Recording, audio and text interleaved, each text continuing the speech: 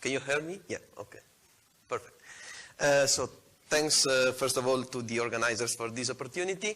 I will apologize for a couple of animations that will not work correctly, but I try to compensate with my words.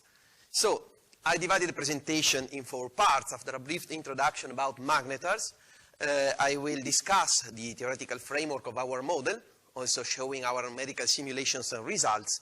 And in the conclusion section, I will discuss also some future prospects of the work related to the recent polarimetric missions under development. So magnetars are a particular kind of isolating neutron stars observationally identified with soft gamma repeaters and anomalous X-ray pulsars that are powered by the strong internal magnetic fields. In fact, the X-ray luminosity exceeds the rotational energy loss rate E dot, that is of the order of 10 to the 32 per second for these objects. And their internal magnetic fields are expected to be higher than the quantum critical field, which is of the order of 10 to the 13 Gauss. But also the external fields that can be inferred from the spin periods and the spin down rates are quite strong and of the order, on average, of 10 to the 14 Gauss. In the soft X-ray band, spectra are well fitted by the superposition of 2 components that are blackbody plus power law for persistent magnetars and usually blackbody plus blackbody for transients. And an additional power law component at higher energies has been detected for several sources. But the most distinctive observational manifestation of magnetars is their bursting activity, which is divided into 3 kinds of different events classified according to their energy release. The giant flares are the most powerful, and they are composed by a strong high initial spike. Oh, sorry. Okay, a strong high initial spike with duration around 1 second, followed by a long pulsating tail, and the energy release, up to 10 to the 47 ergs, is essentially emitted all during the initial spike. But these events are quite rare. In fact, in the past, only 3 sources have been observed to emit a giant flare, while more frequent are intermediate flares and short bursts. The former are characterized by a duration up to 100 seconds, and they can also show pulsations, as in the case of giant flares. And short bursts have a duration smaller than 1 second and an energy release up to 10 to the 41 ergs. So all this phenomenology can be well explained within the twisted magnetosphere model.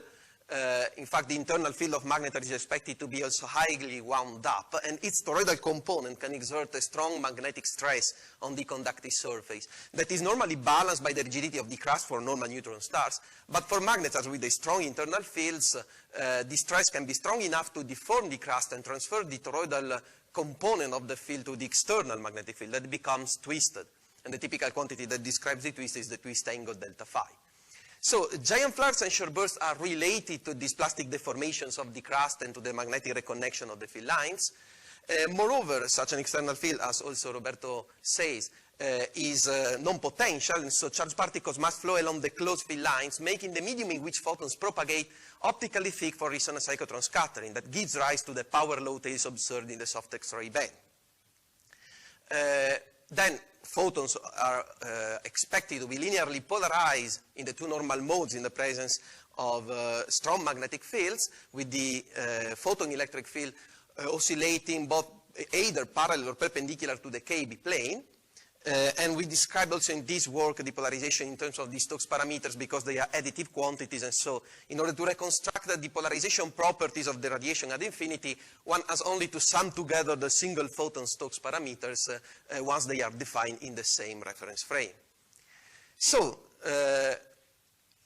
as I mentioned before, according to the model by Thomson and Duncan, magnetar flares originate in the sudden rearrangement of the external magnetic field that follows the crustal displacements that are triggered by the strong internal magnetic field. And this injects in the magnetosphere an Alven pulse that grow up more fast than in this slide.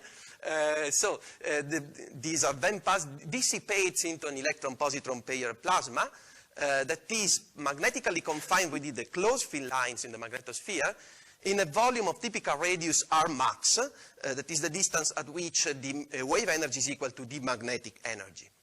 And so we describe the properties of the radiation in the presence of a steady trapped fireball, neglecting the contributions from relativistic outflows outside the fireball. And so we also the evolution of the fireball is not the aim of this paper, of this work, obviously.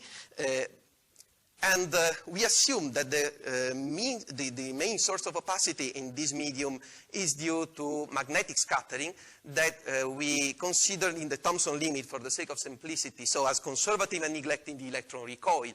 But a complete version of the model based on the full Compton cross-sections is under development. But also, looking at the differential Thomson cross-sections, one can see that the opacity for extraordinary photons is strongly suppressed with respect to that of ordinary one by a factor b to the -2.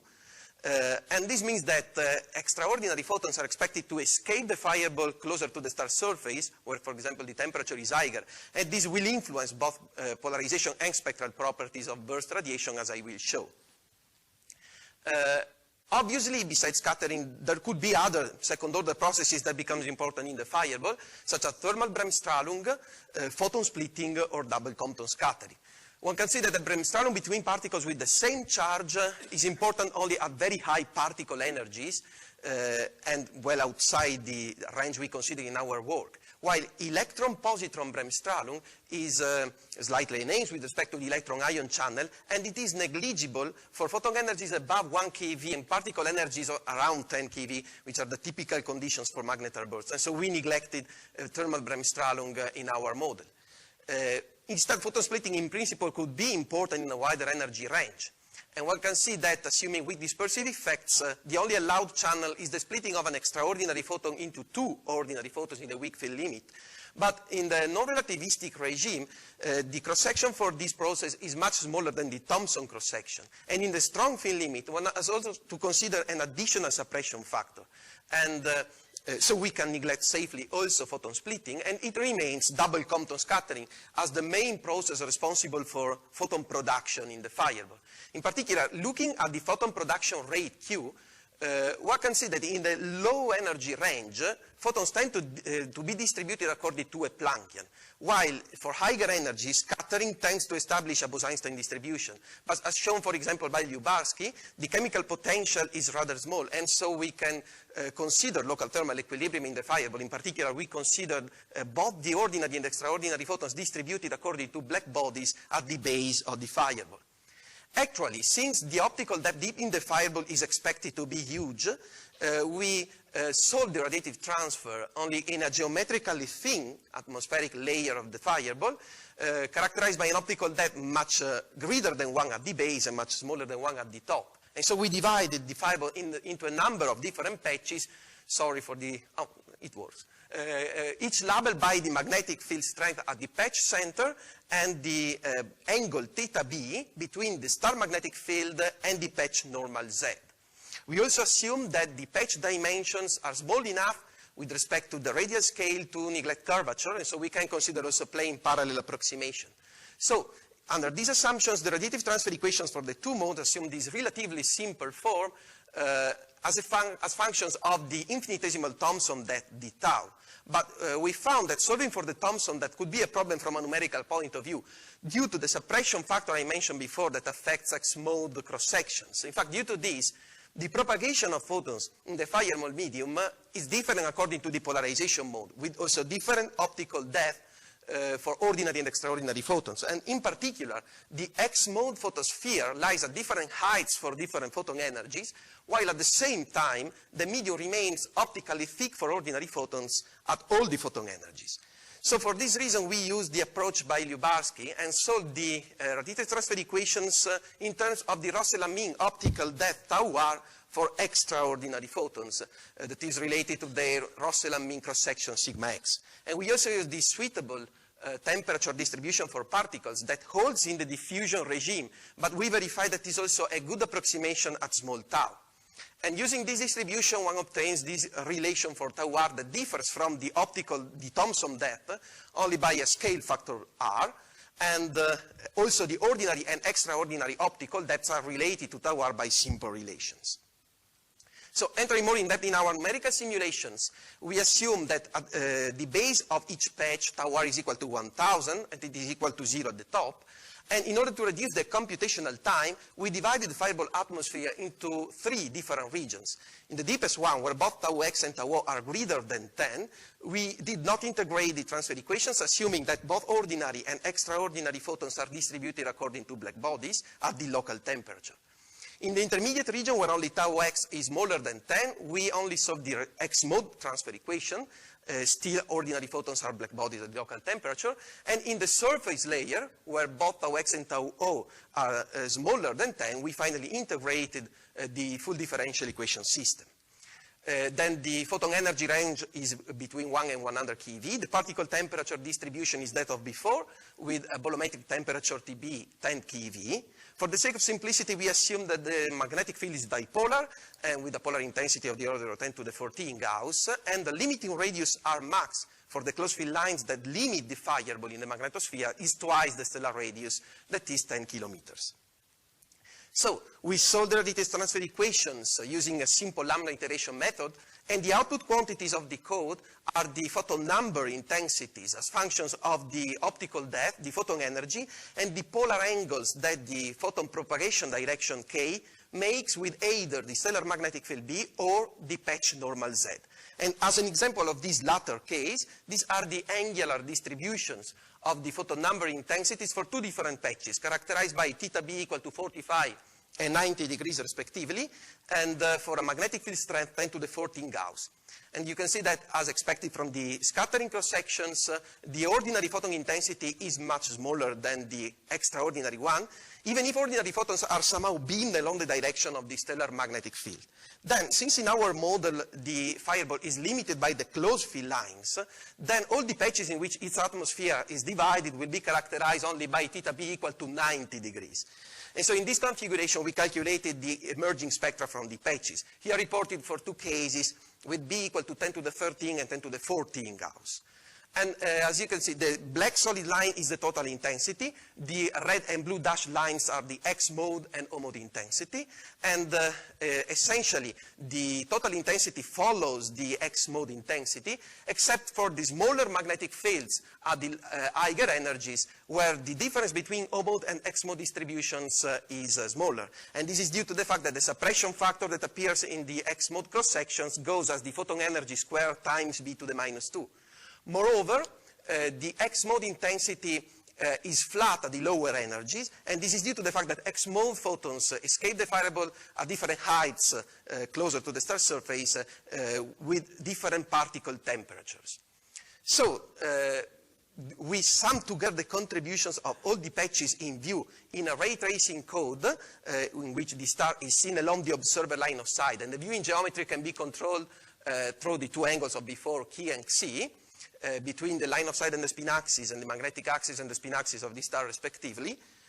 Then the point in view over the fireball surface can be determined through solving the terminator equation that gives this particularly complicated shape of the terminator of the surface that is also a function of the rotational phase. And so for these reasons, for the sake of simplicity, we neglected general relativistic effects in the code. We considered 2 emission models. Model A, in which radiation comes from the entire torus that limit the trapped fireball, and Model B, in which instead the emitting region is only a portion of this torus, but radiation coming from the planar slices that limit this emitting region is considered. Then QED effects and geometrical effects for polarization are accounted for, as in the talk by Roberto Turola of before. And we assume that the vacuum contribution to the dielectric tensor are dominant with respect to the plasma ones.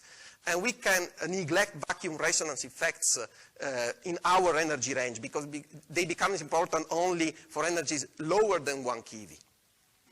So these plots show the total X mode and O mode phase average spectra in the case of model A. And as you can see, as in the case of the single patches, the total spectrum is nearly superimposed to the X mode spectrum, while the O mode one is strongly suppressed. This also means that, according to our model, the burst radiation at infinity is expected to be highly polarized in the extraordinary mode, at least in the 130 keV energy range. Moreover, thank you, according to the spectral analysis by Israel et al. For the burst forest emitted by SGR 1900+14, we tried to feed the phase average spectra through a two black body function. These are the feed results, and the plots refer to the second row of this table. And the temperatures of the two components, as well as the ratio between the emission radii, are in broad agreement with observations. Now, our model is only an illustrative model and relies on a series of simplifications. Also, we did not explore the entire parameter space. Nevertheless, the model does not support the hypothesis by Israel et al. That the two components are related to the X-mode and O-mode photospheres. These other plots show the phase resolved spectra for model A and B and a particular viewing geometry with the corresponding pulse profiles, in order to show that our model is also able to reproduce the pulsations modulated at the spin frequency of the star that are being observed for the decay phase of magnetar flares. And this is possible not only limiting the emitting region in the case of model B, but also where radiation comes from the entire torus, provided that it is observed under a favorable viewing geometry. And then for the polarization observables, these plots showing the phase resolved polarization fraction as a function of the photon energy for both model A and B for two different viewing geometries confirm the high degree of polarization suggested by spectral analysis. In particular, the polarization fraction tends to decrease for photon energies above 50 keV, attaining a minimum of about 40%. And also, the polarization in the case of model B of the radiation coming from the planar slices, the limit emitting region, is in general more polarized than the photon coming from the torus, due to the fact that in the case of planar slices, one collects more photon coming from regions closer to the star surface where the magnetic field is stronger. And so X-mode photons are favored with respect to the O-mode ones. From the polarization angle as a function of the rotational phase, here plotted for 4 different viewing geometries, one can see that the dominating polarization mode is the extraordinary one, since the polarization angle oscillates around 90 degrees. And this is finally confirmed also in the phase average polarization observables plot for model A and B, plotted as functions of the viewing angles K and C, in which you can see the polarization degree phase average for model B is higher. So, as conclusions, we developed a theoretical model for explaining the spectral and polarization properties of magnetar burst emission, according to the original model proposed by Thomson and Duncan.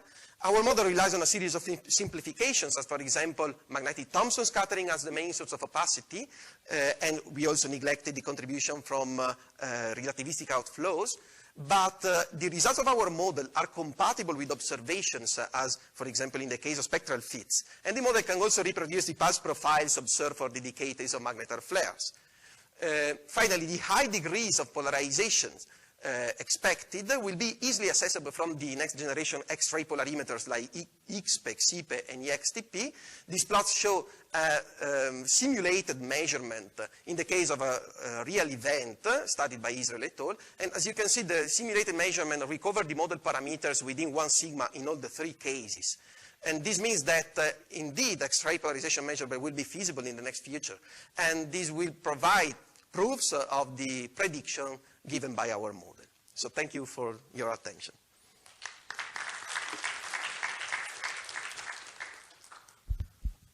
Questions?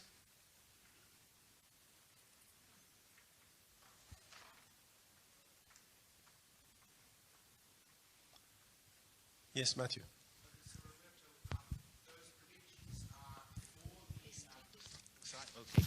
Those predictions are for the IXP and excite bands, in other words, below 10 kV. Yeah, 2.6 to 8 right. Energy range, yes. Even though lots of emission at higher energies gives you a different polarization signature, we don't have something to sample that in the near future. Now we have no models, no instruments, no more for the instruments working in the higher energy bands. But at least for these that work in the 2.6 to 10 kV energy range, the prediction is good. So for Yastrogam could be, yes, but yeah. Thank you. Do you expect any spectral feature in your So we cyclotron, vacuum, and so on. we assume that the photon energy in our model is much smaller than the electron cyclotron energy.